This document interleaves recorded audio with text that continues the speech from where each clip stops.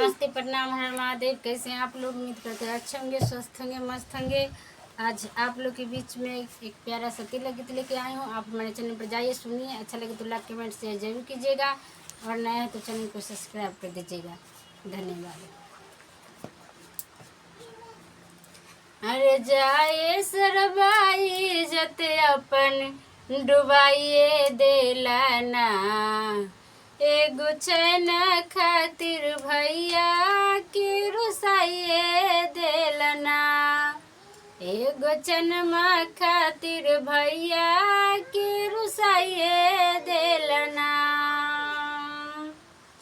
अरे जाए सरबाई जते अपन डुबाइए देलना, एगो चनमा खातिर भैया के रुसाइए देलना।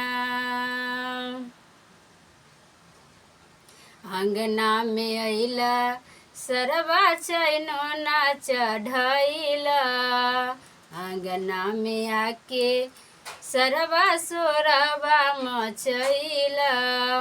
अंगना में अइला सरबा चैनो ना चढ़ैला, अंगना में आके सरबा सोरबा मचैला।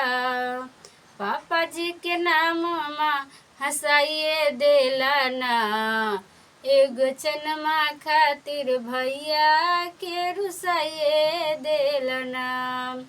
अरे जाए सरबाई जते अपन डुबाइए देलना, एगो अंगूठी खातिर भैया के रुसाइए देलना।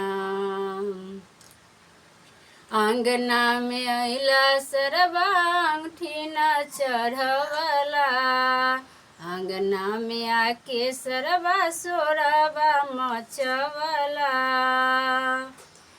अंगना में आके सरबा सोरबा मचवला।